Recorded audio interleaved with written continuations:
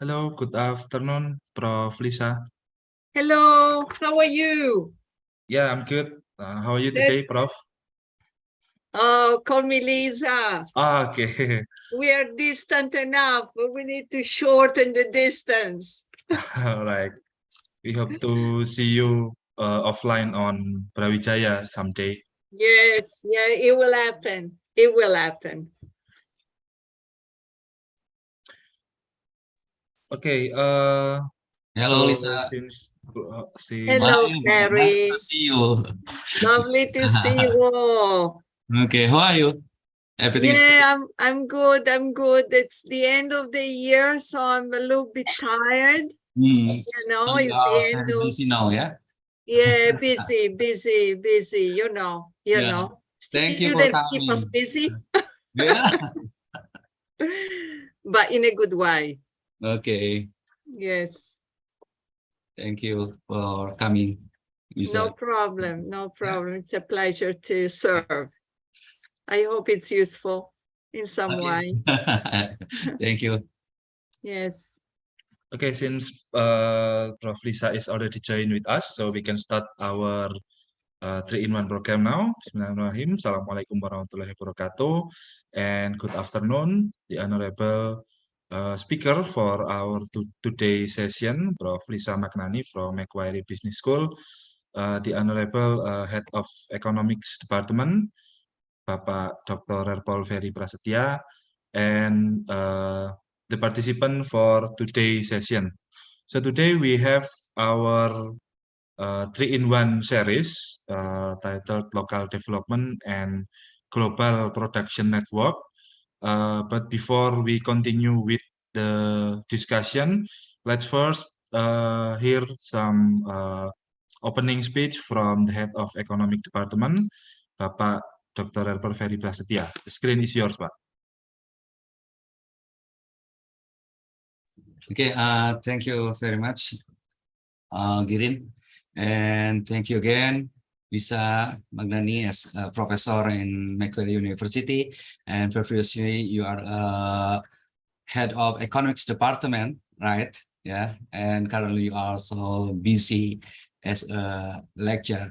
And I will thank to Lisa again for coming this occasion. Yeah, this 3-in-1 program as a annual meeting or annual occasion in our department. Hopefully, all the audience also can take the intuition or take the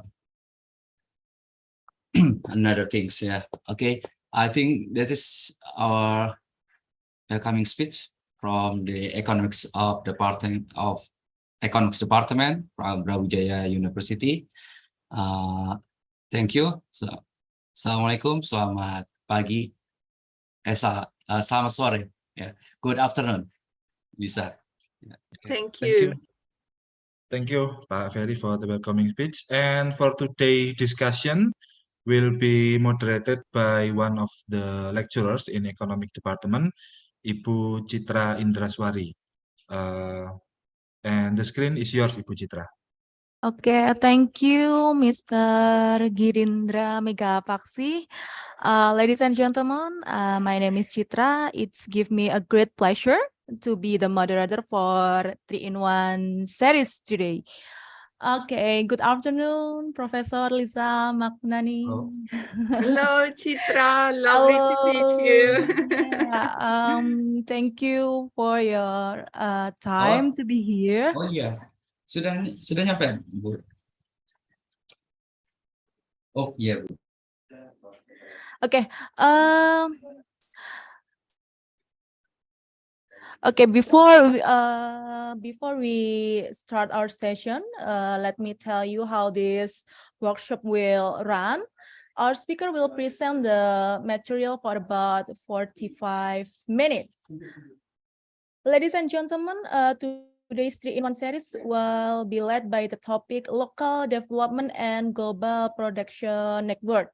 As we know that lately global production network are in trouble in midst of the COVID-19 pandemic in 2020.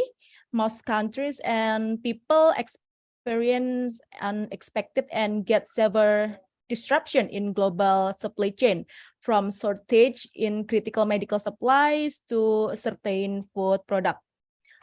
So without any further ado, allow me to welcome Prof. Liz Magnani to present the material, local development, and global production network. The time is yours, Prof. Liz. Thank you, Chitra. Thank you so much for the invitation. Thank you so much, students, for coming along to this lecture. I really hope it will be useful. And I prepared so many things I would like to share with you. But Chitra, you need to remind me how much time do I have? Because I've organized possibly too much material, and I need to kind of make a choice if I'm more constrained than I thought I was. So tell me again, how much time should I aim to talk? It's about 45 to 50 minutes. Is it enough, Prof? Yeah, okay. So I start sharing. Is it okay if I start sharing my slides? Okay, you can share your screen, Prof. Yes, correct. And I'm going to go straight to the start. Okay, and let's see if it works. Yes, can you see? Can you see it? Chitra, can you see my slide? Yes, your screen Okay, is good. clear. Excellent. Okay, so look, I give you an overview of what I would touch in terms of main topics. If I had 10 hours, but I don't.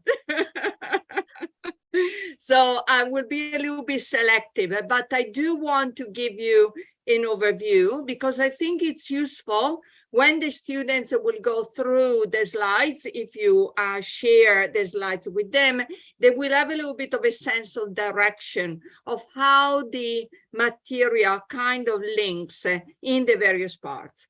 Okay, so in the first part, the one I will start with, I aim to give a little bit of context of what global production networks are and how they have evolved in the context of the evolution of trade. Also, the different theories of development in the last 50 to 60 years have increasingly accepted that global production networks are very important to shape economic development and the global trade. And so we will see a little bit how different models of development have increasingly centered around the notion of global modes of production. Then the second part really wants to introduce the idea of local development in the context of global production network by means of a key word, which is upgrading. Okay, so we will discuss a little bit this notion of upgrading, and we will look at the example of upgrading strategies, for example, by Costa Rica or, by Vietnam, for example, but also we will look at some unsuccessful upgrading strategies, because in economic history it's very important to focus on what has worked, but equally important is to look at what hasn't worked, so that we can really understand a little bit the limitations of some strategies, or really reflect on what didn't work. The third and fourth part are really about Indonesia. So maybe I can go a little bit fast in terms of developmental plans, because you are from Indonesia, you are telling me, you teach me more about development plans. But the fourth part is about a particular case studies, the palm oil, that really allows us to reflect on the frictions, on the potential tensions between integration into global production networks and the local development on the other side. The fifth part is about key policy lessons. So I really would like to spend a little bit of time on this fifth part, because there are very interesting policy lessons that we can learn once we have identified the key actors, the key challenges, the key policy targets. Okay, so we can really reflect on what kind of policy tools we have to support the local development. And finally, I would love to reflect on your point, etc. You mentioned the resilience, how much challenge global production networks are currently facing. We have seen the challenges of the global pandemic, and we have to kind of expect more and more we will see these challenges in the future, unfortunately. And so we have to kind of reflect on what resilience to shock means, and whether we can carve space within these shocks and recovery from shocks for local development. So that's a little bit the plan. So let me go through a few parts, and now I will go quickly on some parts, and there will be a little bit more, reflecting a little bit more slowly on some of the parts, particularly the last few topics.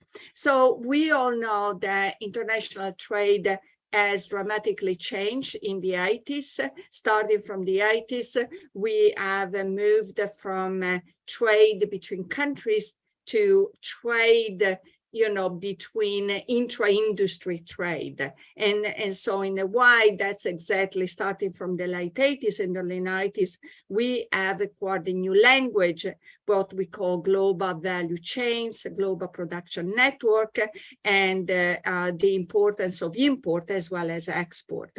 So when we look at these broad categories of trade, we realize how important the trade in intermediate item becomes.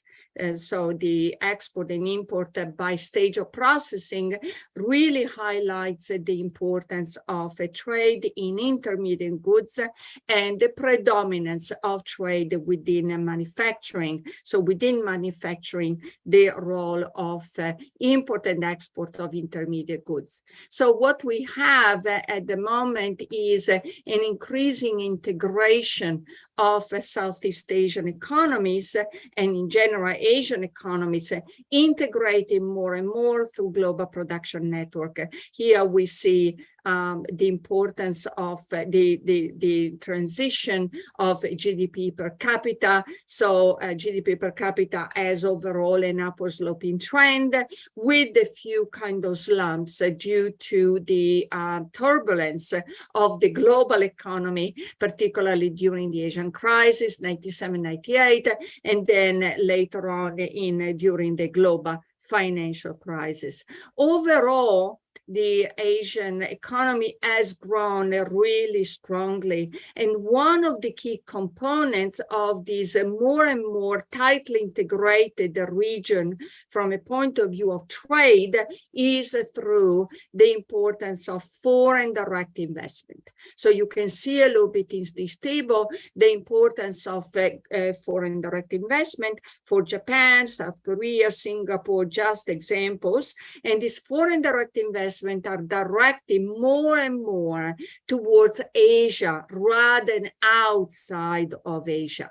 So if we think about this key aspect, integration, the importance of foreign direct investment, we are not surprised to find that the old theory of stages of development of Rostow, published in 1960, we see it more and more as obsolete, more and more kind of a little bit in the past. What we actually talk about these days when we talk about theory of economic development is compressed development. What do we mean by compressed development? There are two key aspects of these new models of development. One is an uneven pace of development. So uneven in the sense that there may be moments of rapid kind of development, but also great challenges in maintaining the pace of development, but also an acceleration of the pace of development. So we see this uneven development both temporally and geographically, but overall an acceleration of development. These are the two key aspects of what we call compressed development as a new theory of development. But what are the key actors of compressed development, of these new theories of development? Well, we have to talk about new actors. So we have a new language. We talk about global supply chains, where the emphasis is on logistics, how one link is connected to the next link. We talk about global commodity chains, where the emphasis is on the link between producers and the next producers in the sequence of the chain. We talk about global value chains, where the emphasis is on value creation. How do we create value within the chain, and how we distribute the value, the overall value created within the chain. We talk about regional value chain to emphasize the regional aspect of this actor and the operation of these important actors. And this is particularly important for emerging economies. And we also talk about global production network, where the emphasis is on the network and non-linear kind of representation of the network, the connection between firms.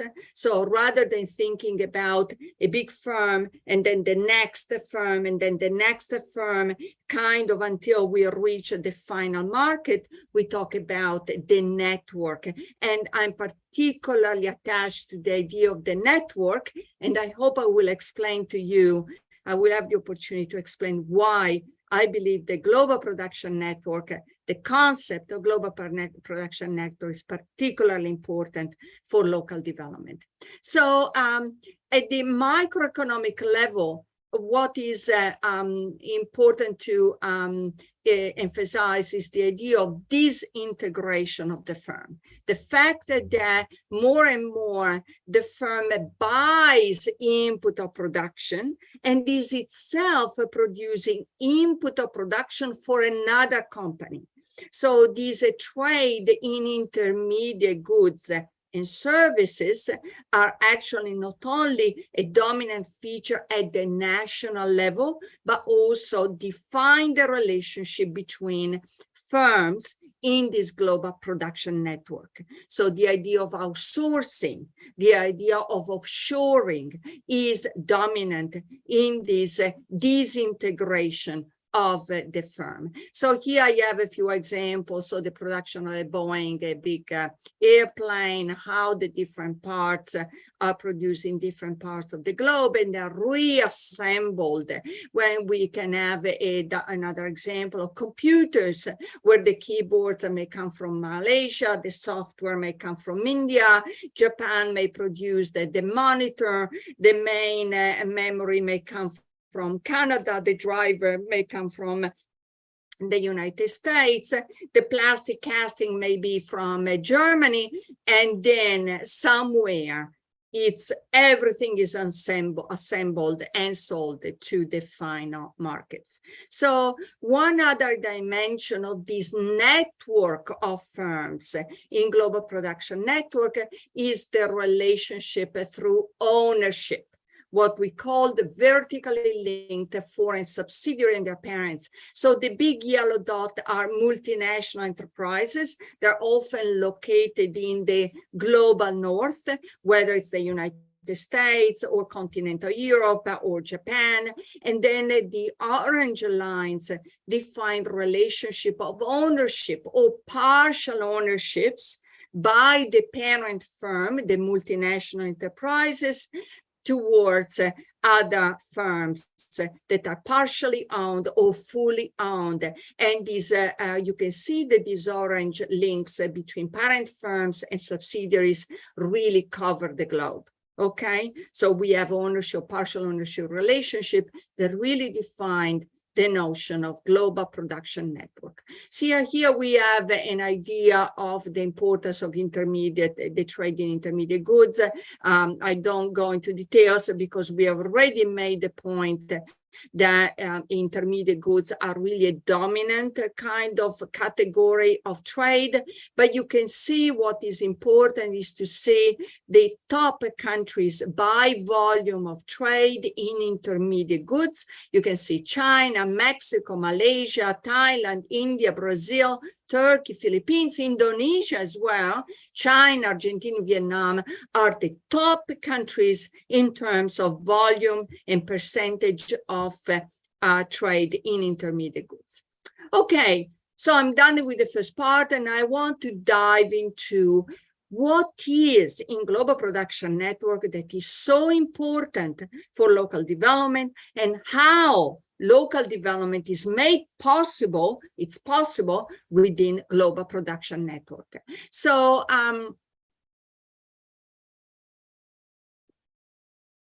again, we recap the importance of intermediate goods. Okay, that's again about trade.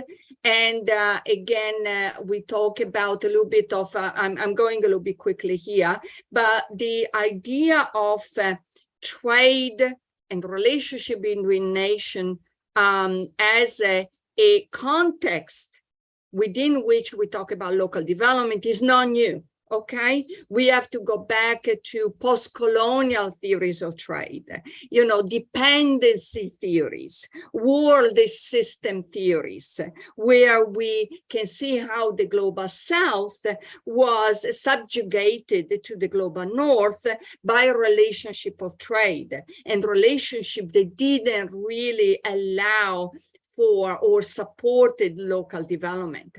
And can we say these global modes of production really allow to overcome this difficult relationship between advanced nations and less advanced nations? No, not really. But they definitely change the way local development is challenged by these different modes of production. So, for example, in the 50s and 60s, we have learned that nation can be tied to richer nations through theories of modernization, dependency, war system. In the 70s and 80s, we have attempted to nourish and support the local development through import substitution industrialization, and then maybe in the 80s, export-oriented industrialization. We have seen it in Korea, we have seen it in Japan, we have seen it in Taiwan, we have seen it in Thailand, we've seen it in Malaysia. It's only in the 1990s and 2000 that we started perceiving a shift in the way export-oriented industrialization happens. It's not right a complete break with respect to the 1970s, 80s, but this export-oriented industrialization is embedded within these global modes of production. So within global commodity chains, global value chains, global production networks. So export becomes a way to integrate into the global economy through the export of intermediate goods rather than final goods. And then we have, starting from the post-global financial crisis, new trends. So the new emerging economies, such as Brazil, Russia, China, we have these big economies, but also we have the emergence of new smaller smaller in quote, because Indonesia, although smaller than China, certainly compared to Australia, for example, I wouldn't call it a small economy. But we have the emergence of smaller economies, and we have an attempt by smaller economies to define their path for local development within global production network and overall global modes of production.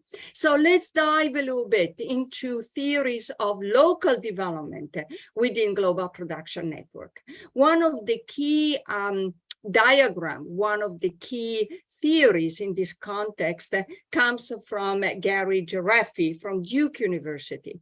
And Gary Jareffi has pointed out how the value creation, the process of value creation within global value chain has dramatically changed from the 1960s or 70s. What do we mean? I give you, that's really indicate the change. So it used to be that we have this dashed blue line, the inverted U-shaped line was defining the way value creation happened in the old days. Let's call the traditional theories of trade.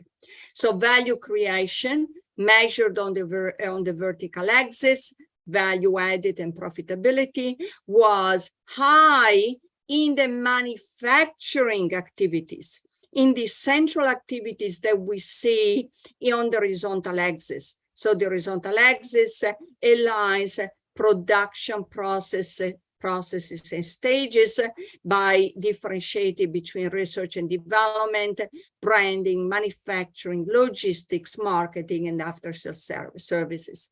So not surprisingly, the emerging economies back in the old days, say, for example, Korea, tried to specialize in manufacturing, assembly and processing of manufacturing production stages, as opposed to marketing, as opposed to after-sales services, because the share of value added produced by manufacturing was higher than in other stages of production. Now, what is happening with global production networks is almost a total inversion. So again, instead of having an inverted U-shaped distribution of value added by production stages, now we have this U-shaped curve. The continuous black line that defines value creation by the different stages of production that we see on the horizontal axis. So in the new modes of production, the global modes of production that we see these days, the really high value activities are research and development, design, branding, marketing, after-sales services, as opposed to manufacturing. So in other words, that's where Gary Jareffi studies become really important. What we have is that the production stage, where tangible capital is as a low value added, whereas post-sales, R&D, marketing, design, where intangible capital is actually capture a higher share of value added. All right, this is really, really important. This transition from an inverted U-shaped curve to a U-shaped black curve here, it's paramount to understand the current challenges for local development, right? Because if a country has industrialized in the 60s and 70s, by now most of its activities, production activities are in manufacturing, where the value added, the share value added in the overall value added created by the global mode of production is relatively low. So for those countries, there is a need to reconvert the economy towards stages of production, such as research and development, or after-sale services that are now high in the share of value added. For those that still are going through a process of industrialization, there is almost a immature, premature deindustrialization. Something that I would love to talk, but we need more time because it poses dramatic challenges for global development. Okay, so here I'm going a little bit fast. We talk about upgrading. What does it mean, upgrading? Upgrading is simply a way to reconvert an economy from a low value added stage of production, for example, production, to high value added stages such as post-sale services or research and development of design.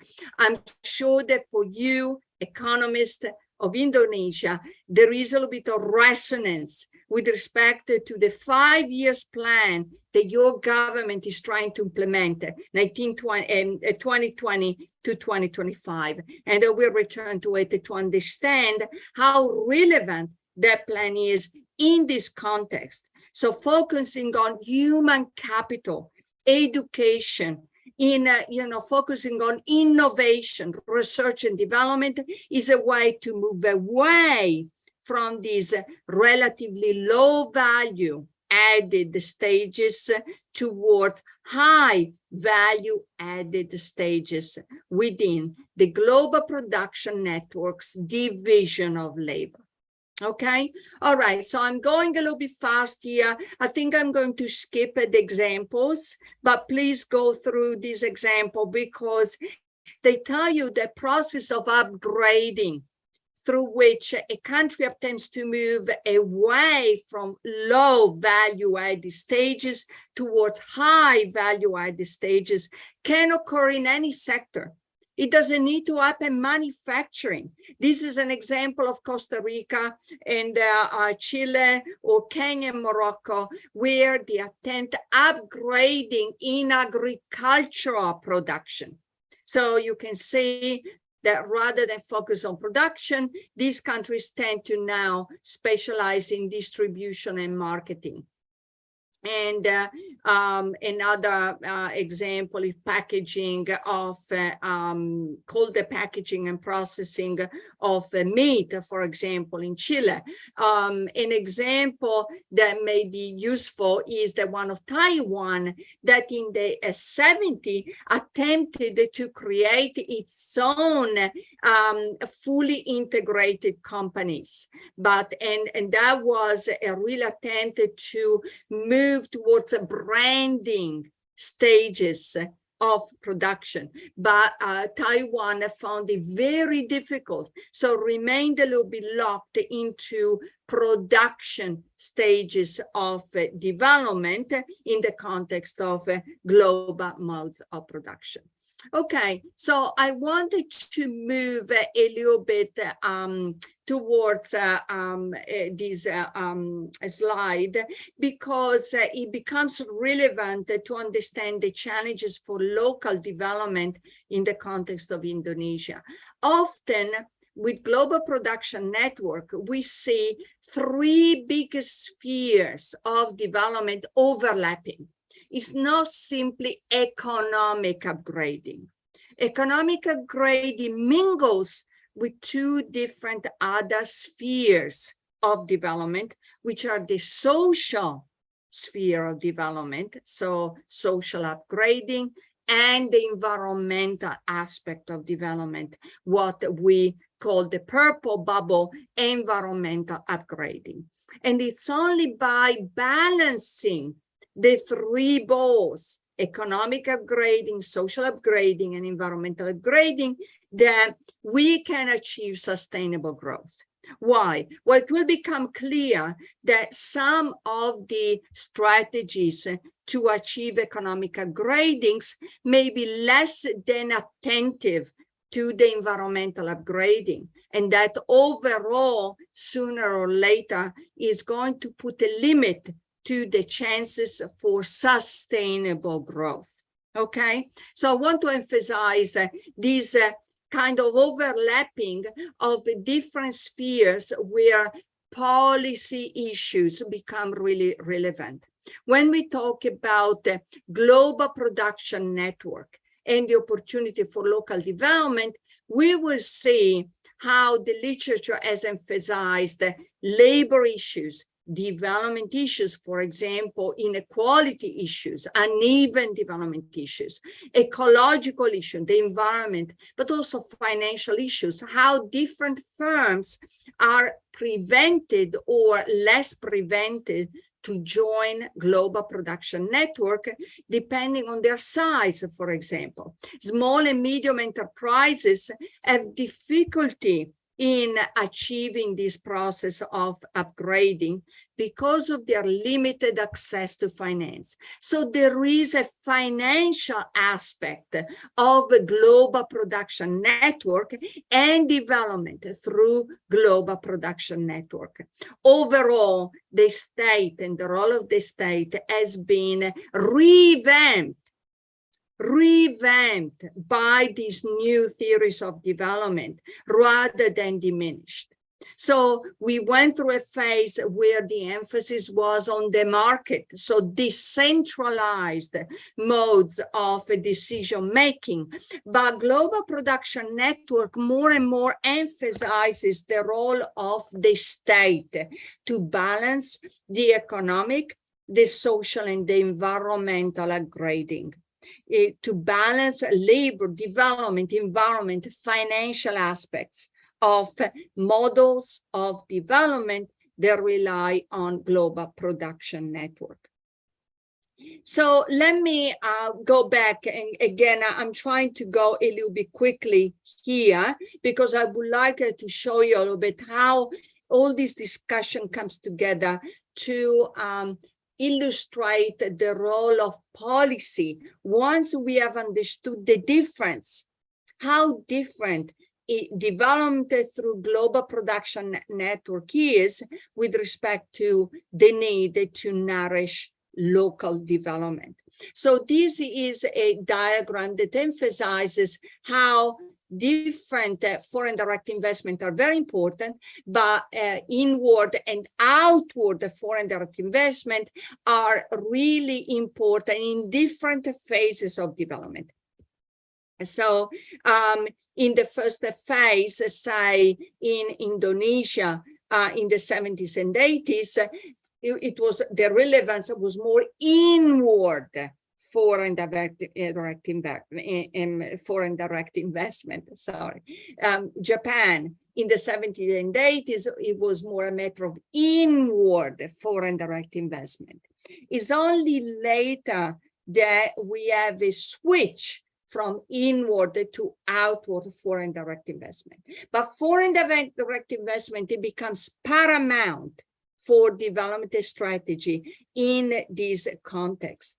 And we will need to really look at the role of multinational enterprises because, of course, they can be friends, but also foes of local development. And to disentangle the way foreign direct investment can really nourish and support the local development, it's really, really important for domestic policy taking. Okay, so when we talk about the global production network, we really, you remember when I said that we really have to look into the firm and how we have a disintegration of the firm.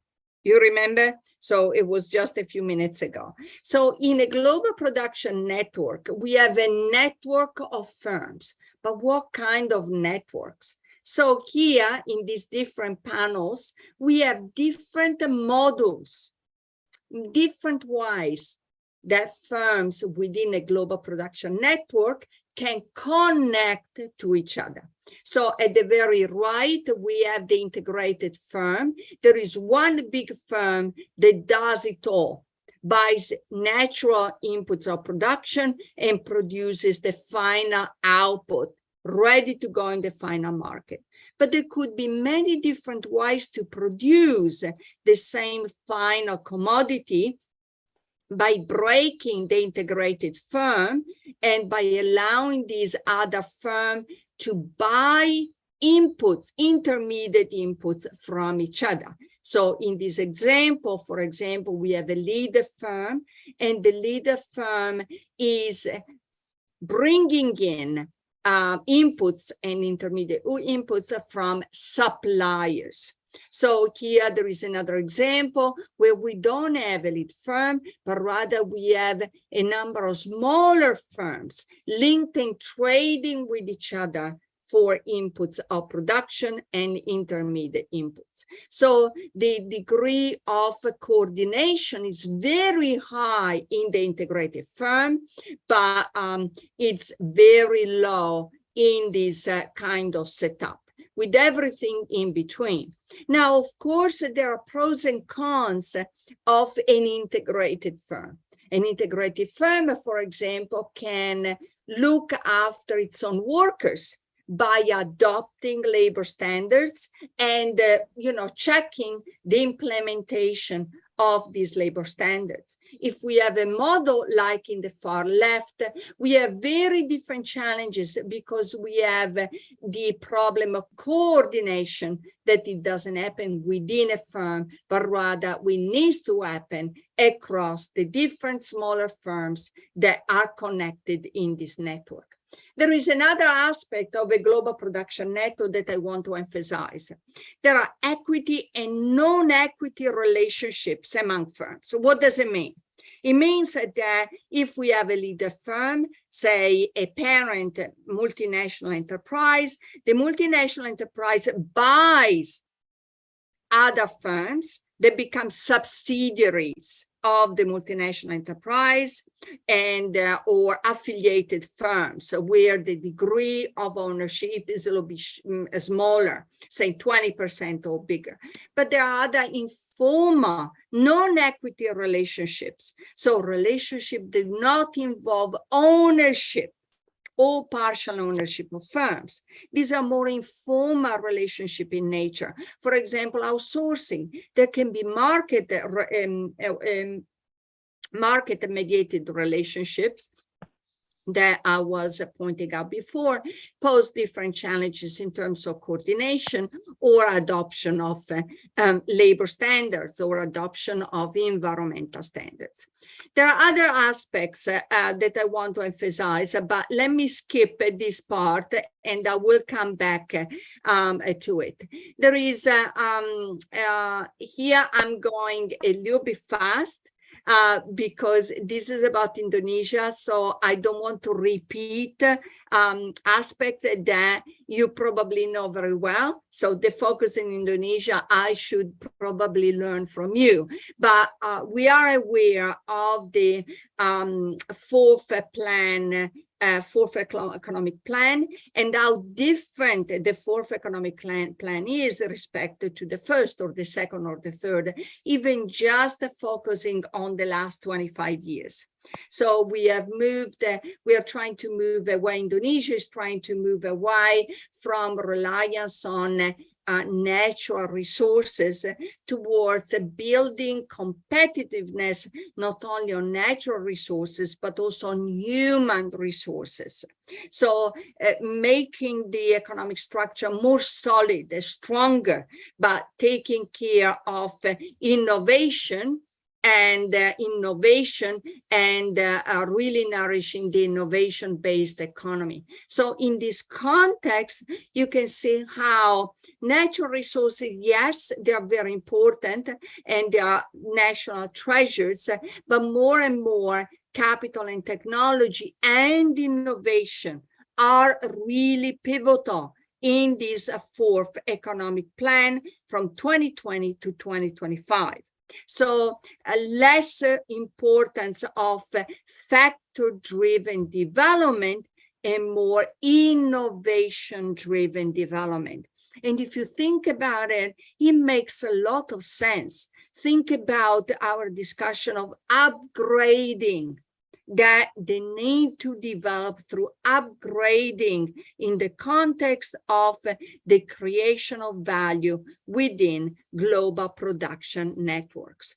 So still in 2014, we still have the top exports of Indonesia are still palm oil natural gas, bituminous coal, petroleum, and other natural resources. So it is in this context that we can really look at the importance of foreign direct investment. Yes, we do see a flattening out of the role of foreign direct investment compared to the early 2000s, but still a very high role of foreign direct investment. Another important aspect of Indonesia is the role of the informal sector. So if we compare 2007 and 2017, that's really striking. The informal sector was very big back in 2007, still is a very important sector, a very important source of employment. So let's keep that in mind when we discuss the policy for local development in the context of global production network. Employment regulation, we can see there the minimum wage is relatively high relative to the median wage, and that's certainly a way to support all the workers who are in the formal economy. Another important aspect is the importance of the small and medium enterprises. So you can see that fluctuation, but still lots and lots of growth happening, particularly starting from 2016, and a growth that is fragile, like small and medium enterprises are fragile, right? So growth that relies on small and medium enterprises needs to be attentive to the need of small and medium enterprises.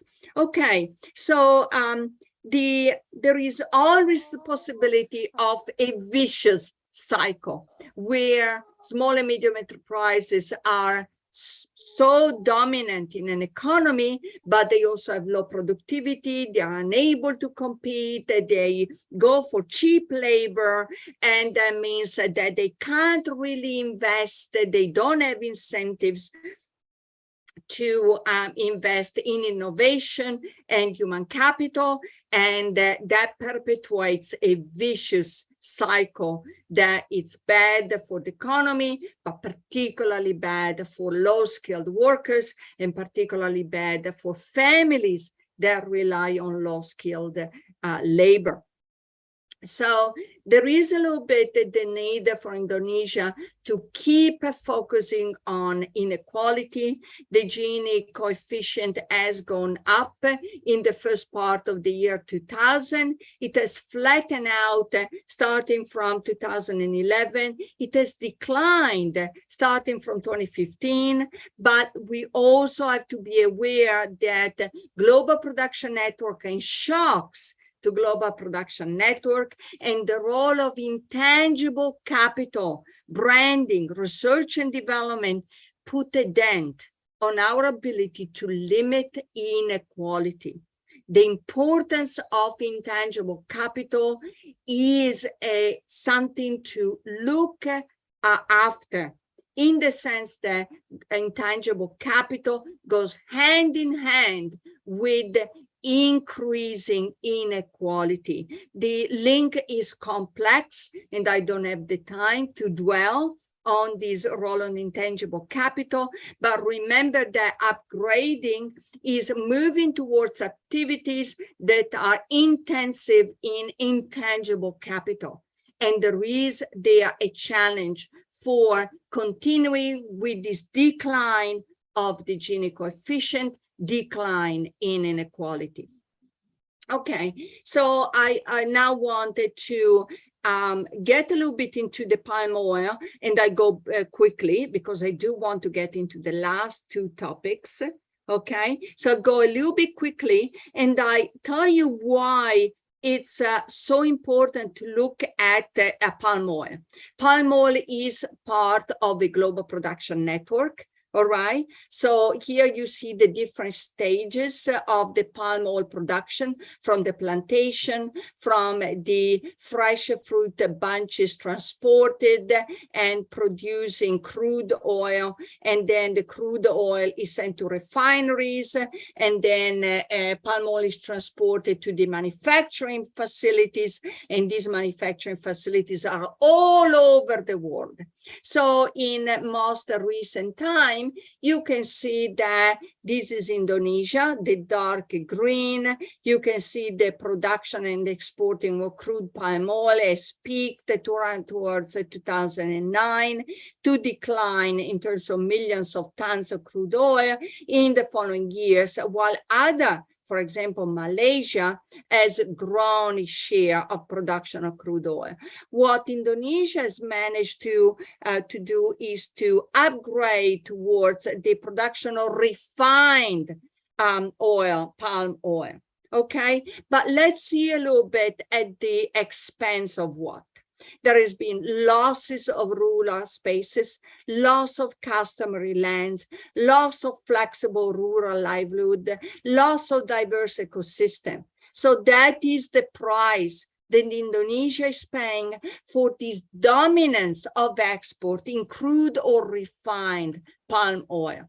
Okay, if we look at geographically the large industrial plantation, these kind of orange bits, you can see how dominant they are in this geographic map. And you can see how the clearing really, the oil palm concessions, again, a kind of bright color, is so dominant in this part of Indonesia.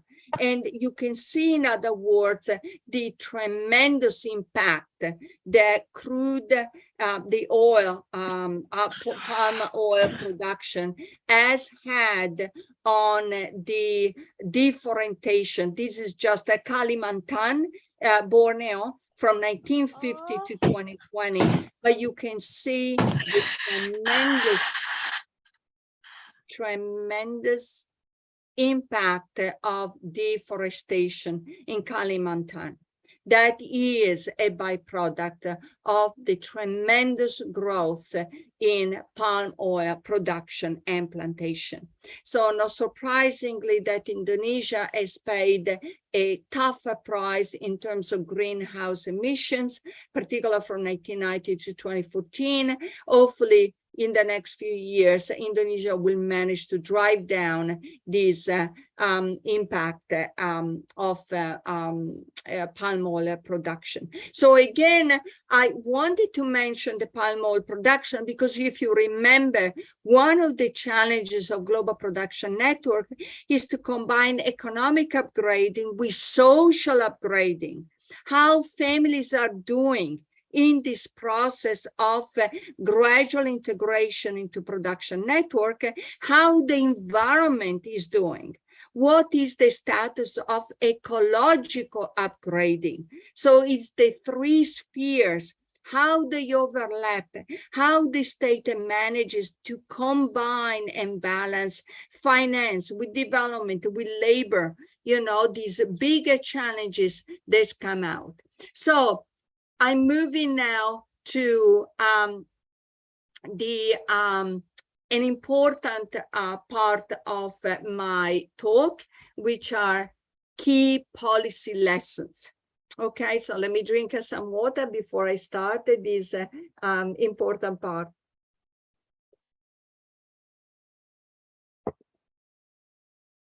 Okay. So when we talk about key policy lessons, we have to pause for a moment and ask these four questions. What kind of social and labor issues does Indonesia have, or any country? What kind of specific social and labor issues do we have?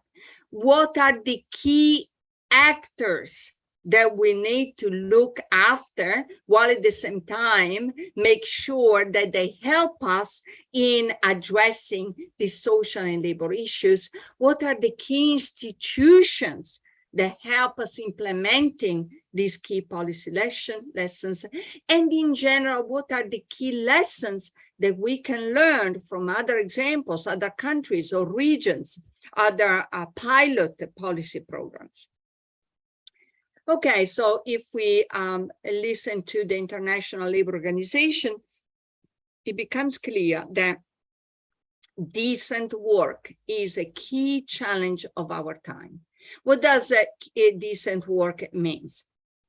It means fair income, security in the workplace, social protection for families, better prospect for personal development and social integration. It means a freedom for people to express their concerns, but also the ability to achieve equality in opportunity and treatment for men and women in this new economy. So this decent work is definitely a key challenge, believe me, not only for Indonesia, but for Australia, for rich countries as well. Plenty of challenges on the front of decent work. On the front of human rights violation, we have a global rights index. We have a ranking of over 149 countries. So we have to make sure the workers' rights are respected. So that we don't have abuses of the right to strike. Workers can join trade unions. They can organize to have free speech and to participate in the bettering of the economy and the society.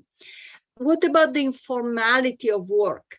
Unfortunately, we have globally a huge challenge with informal labor. There are over 2 billion workers living and working in informal modes of employment. Okay, many of these informal workers are women. For example, in Africa, 90% of employed women are the informal sector. What does it mean to work in the informal sector? We get there in a moment. Okay, gender discrimination. Of course, we have to work to be by being attentive to the gender dimension of labor conditions in the labor market. And finally, we have to pay attention to migrant labor, because in global production network, just because they are global modes of production, we have plenty of migrant labor. It's not necessarily skilled. It can be a skilled labor, but more so than for skilled labor, this worker really needs protection, and they need to make sure that they have decent work. And then we also have to be attentive to the spheres of production that are invisible. For example, unpaid care workers. And that has become really dominant as a theme of discussion during the global pandemic, because so many workers were actually carers as well as workers. And so many of these carers were actually at home in the household, so they were invisible. In this context, it's very important to remember that more than half of the workers in developing countries are not covered by minimum wage legislation. And actually, Indonesia has made tremendous effort to introduce minimum wage legislations, and a lot of workers are covered. But overall, at the global level, there are lots and lots of millions of people who are not covered by minimum wages. And that really means that when we look across globally at the difference in terms of minimum wages, we can see a really tremendous difference. So here you can see the difference in the levels of minimum wages across countries, from Turkey to Ethiopia, including Indonesia. So even with application of minimum wage laws, you can still see a variety of minimum wage legislations. Some of them are very generous, relatively speaking, some of them much less generous. Okay, so what is the darker side of integration into global production network? Here, I'm sure that we can find so many dark examples of integration into global production network, but I mentioned one, which probably you remember, 2013 in Bangladesh, the Rana Plaza building that went on fire, killing hundreds and hundreds of workers. Most of them were female informal workers. They were producing garments for a global production network. What this 2013 terrible event made it clear was that often global production network have a lead company. It's a multinational enterprise. And that's why so many of these labor and social issues go back in a way or another to what we can do by regulating multinational enterprises. Okay, it's a real challenge, but in this context of policy, balancing different balls, there has to be space for understanding of a key actor in global production network, which is multinational enterprises. Multinational enterprises are central for foreign direct investment, for development, inward foreign direct investment, outward over direct investment, but we have to make sure that the activities of multinational enterprises really support local development, something that can't be taken for granted. Okay, that's the main point. What are the synergies between development, innovation, education, industrial policy? How can we balance these different balls? How can we play with these key actors to make sure that we have a balance between social upgrading, environmental upgrading, and economic upgrading? So again, we need to kind of really understand the role of multinational enterprises.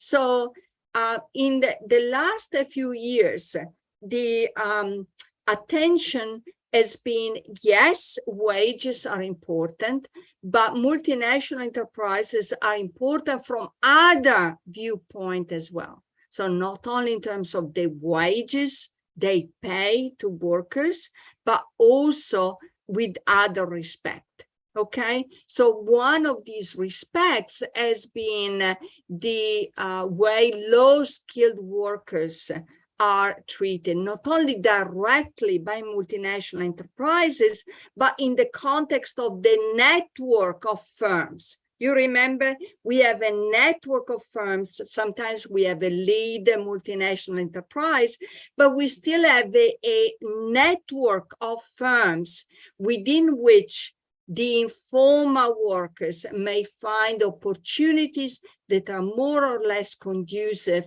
to their own social upgrading. Okay, so what the policy developed in the last few years, particularly after the Rana Plaza disaster and terrible event of 2013, was attention to the multinational enterprises and a drive to make a multinational enterprise responsible not only directly for their own direct operation, but along the full chain within the network of firms, the network of employment relationships that the global production network supports through the leading operation of the multinational enterprises. That's why this diagram is so important. You remember when we talked about equity and non-equity relationship by the leader firm, the multinational enterprises. This is really a diagram that should explain why it's so challenging to achieve social upgrading. It's not simply a matter of working with the multinational enterprise.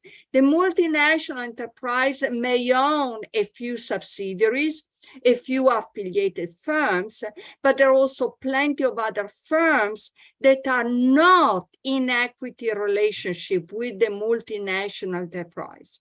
And still, this network of firms has to support social upgrading. How to do it? How do we do it? That's a real challenge of our time. How do we work with the global production network, the leader firm, the other firms affiliated to the multinational enterprise, and all the other domestic firms in order to produce social and environmental upgrading? So let's go a little bit deeper and understand the informal relationship that exists in this cloud of relationship. How does informal employment enters this diagram? So we have 4 types of informal jobs and workers. The first is informal employment. A worker who has an informal employment relationship with the given firm. Say she's employed 1 day a week, or a few hours a day, or just in the summer, or only at Christmas time, or only, in particular periods of the year.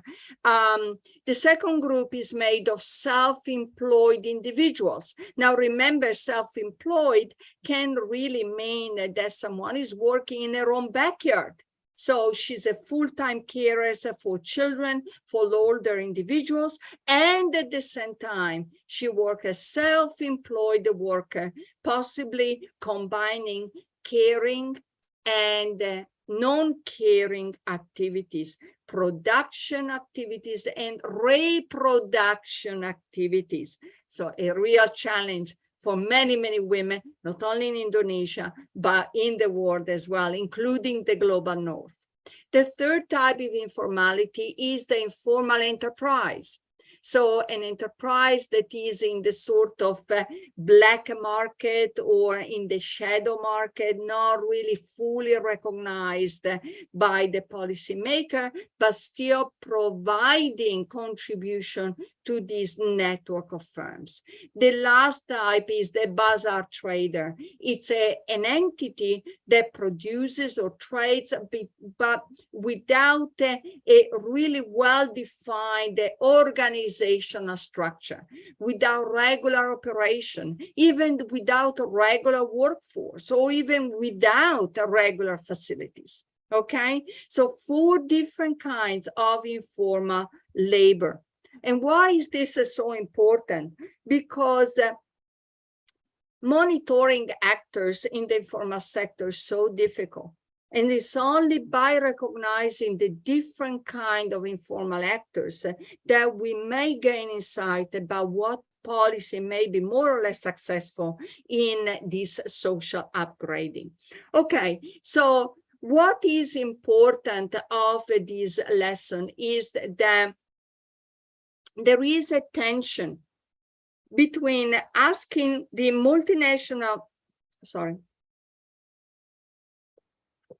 there is a tension between asking a multinational enterprise to making sure that workers are employed along with labor standards, for example. And if a multinational enterprise operates in the context of this complex set of relationships, only some of which are formal, and many of them involve informal labor, if the multinational enterprise become responsible for the adoption of labor standards, you may understand how the tendency is towards a reorganization of the network towards internalization of activities. So getting rid of outsourcing from an informal sector firm, because the multinational enterprise cannot easily control labor standards and the implementation of labor standards. So the multinational enterprise, or even the tier 1 or even the tier 2 companies may decide to internalize, to integrate again, okay? Because by internalizing, by integrating these multinational enterprise or this key company as a direct control over labor standards or environmental standards. What is the cost of it? The cost is that a lot of informal companies or informal employment jobs may disappear. So you have a tension here between ability to enforce labor standards and job creation. Remember that a lot of informal firms create employment, support families. Families who cannot find employment in the formal sector, they may find job in the informal sector. So by asking multinational enterprise to become responsible for the adoption of labor standards or environmental standards, we can see there is a tension there between regulation of the global production network and the creation of employment. And that's really, really important to understand, you know, how by trying to achieve one thing, we may actually lose on the different front. Okay, so I want now to move on to a different kind of contribution, policy examples. What is the international operation? What are the international operations that support, that allow this network of firms, some of them formal and informal, to participate and adopt labor standards or environmental standards? And the study is really, really important. What is the key lesson that we want to learn? The key lesson is that the ability of these firms to participate in overseas markets is the carrot, is the reward. Okay, so again, we rely on the ability of these firms to be rewarded by accessing global markets if they adopt labor and environmental standards.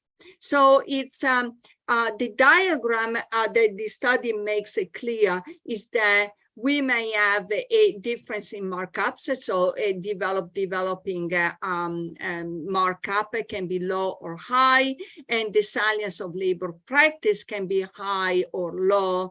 And in the best case scenario, we have a larger treatment effect where we have a high ability to enter developed, global markets in richer nations, and high salience, high implementation of labor practice and labor standards. This is the best case scenario. So we want to link these two. We want to make access to richer markets a reward for the adoption of labor standards so that we can support this social upgrading that I was talking about. Okay, in the last few minutes, yes, I'm getting to the end of my 15 minutes.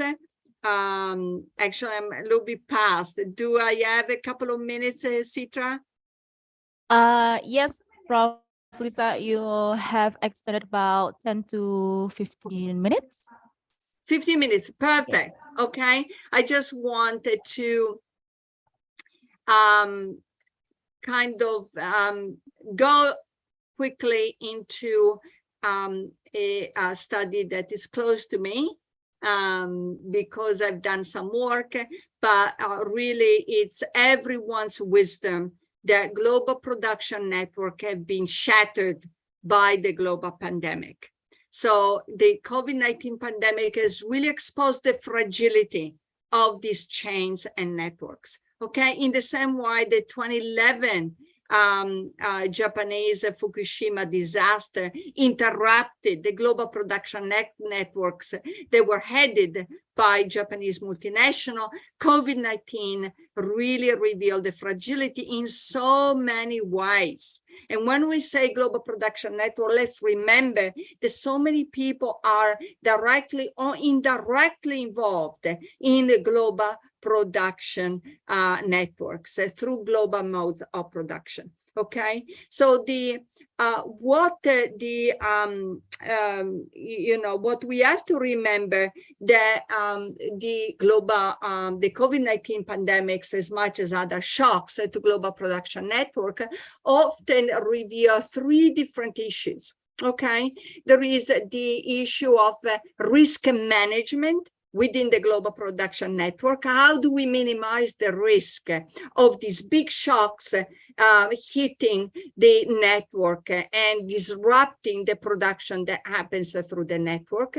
What is the role of multinational enterprises? How the multinational enterprise may transmit the shock to other firms? And finally, how the shocks really hurt local development, or rather, do they offer opportunities for local development? So ways to disrupt relationship in a global production network so that firms that they were previously excluded from production networks may actually find entry into global production network.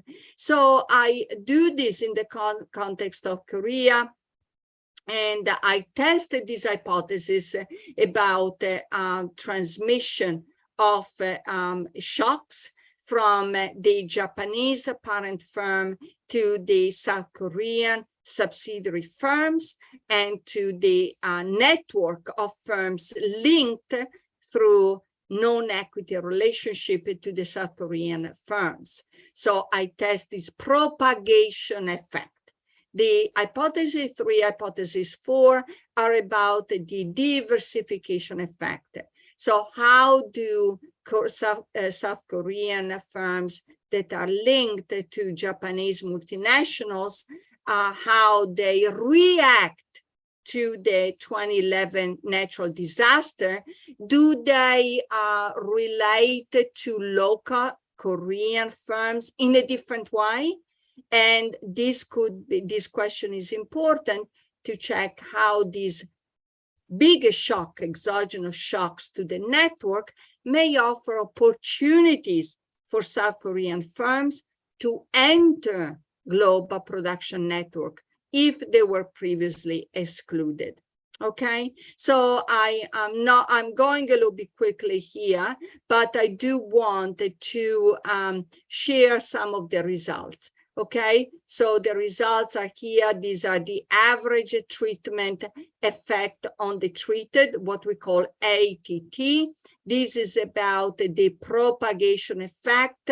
So intra-network sales declined by 13.5% in the treatment group 1 compared to control group 1.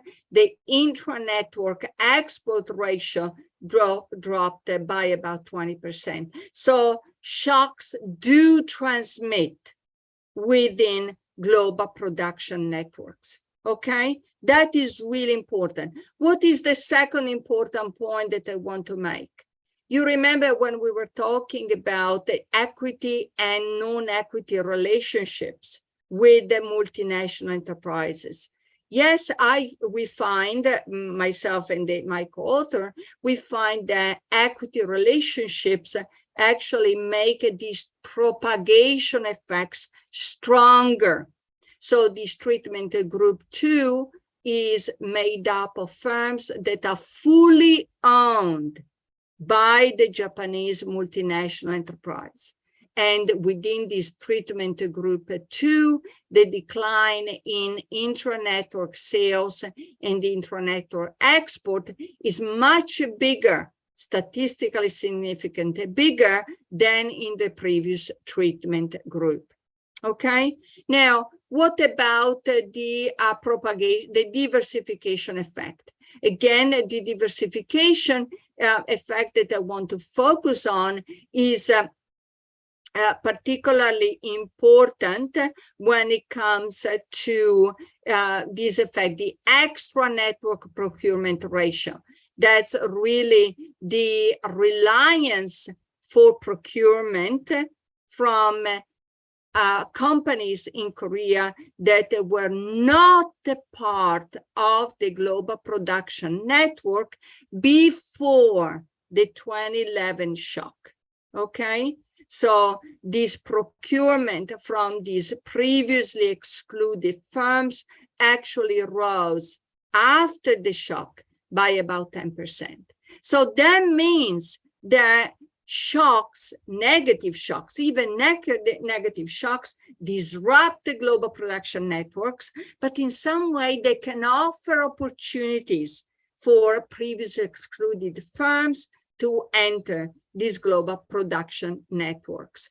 Okay, so there are a number of exercises I would like to tell you about, but I stop here really, and I hope that you have gained some insights about the complexity of global production networks, but the importance of understanding how these new forms of production really identify new actors, new venues for regulation, and new opportunities to balance the economic aspect, the environmental aspect, and the social aspect of upgrading. Okay, thank you, Prof. Liv. That was a very comprehensive and informative presentation. Okay, now we move to question and answer session. Maybe due to the limitation of time, we are going to select maybe a question, one question for the from the participant. Anyone?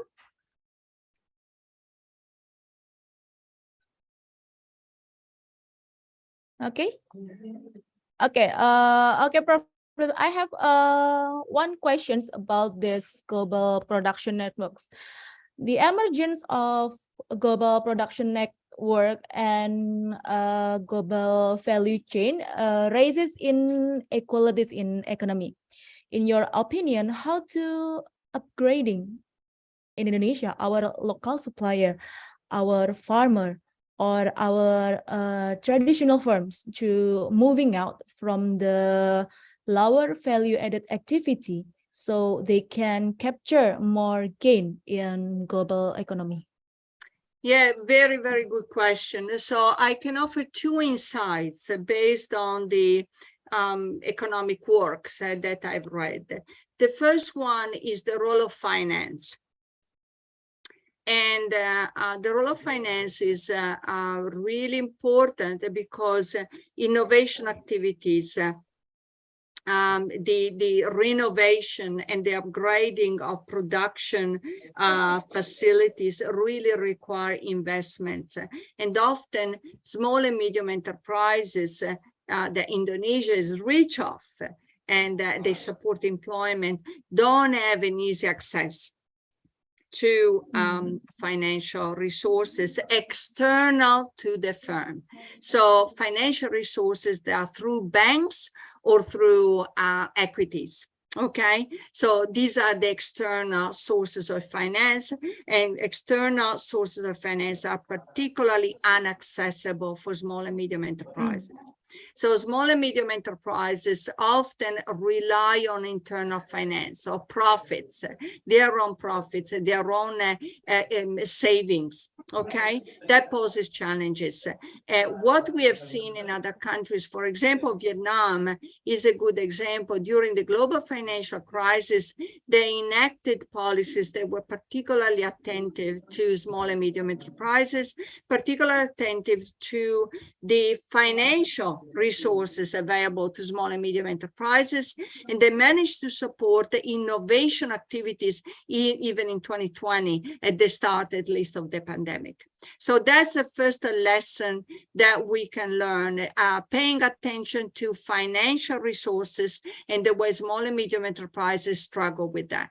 The second role of the second thing that I want to say in regarding to how to support local development and particularly small and medium enterprises in the context of global production network is to return to the role of intangible capital. Okay, intangible capital is particularly challenging for small and medium enterprises. Often they manage to save and they use their profits to invest in traditional forms of capital, so tangible capital, machines, and restructure the organizational place. But intangible capital, which means innovation, research and development, branding, this kind of capital, it's so challenging for small and medium enterprises. Why? Because this type of capital can hardly become collateral. So even with the policy that is attentive to support the small and medium enterprises access to bank and banks' resources, banks will not give loans for investment in intangible capital. Okay, that really poses tremendous challenges because it really reinforces the role of big corporations, and that is not good news for competition and for small and medium enterprises. Okay, thank you, Prof. Liv. So, okay, apparently, we have come to the time to say goodbye. Before we close these sessions, let me give you some conclusion in these discussions.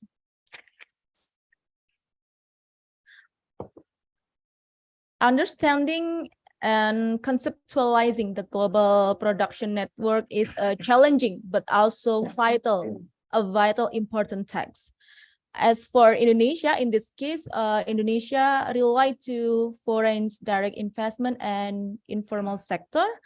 Also, the local development issues must contain policy about the ecological sustainability issues, the labor rights, gender issues, and also the access to education. Thank you, Prof. Liz, for the time. We are very happy to have you here. See you on the other 3-in-1 series. Thank you so much for the invitation, and thank you so much. I love to be here, and I hope to see you all very soon. But thank you. Thank you. Thank you very much, Prof. Liz Magdani from Macquarie Business School. Thank you. Bye-bye. I should remind everyone, bye-bye. I should remind everyone that we will be seeing you again in another 3-in-1 series. See you all later, and thank you. Thank you very much, Prof. Liz. See you in the next time, Prof. Liz.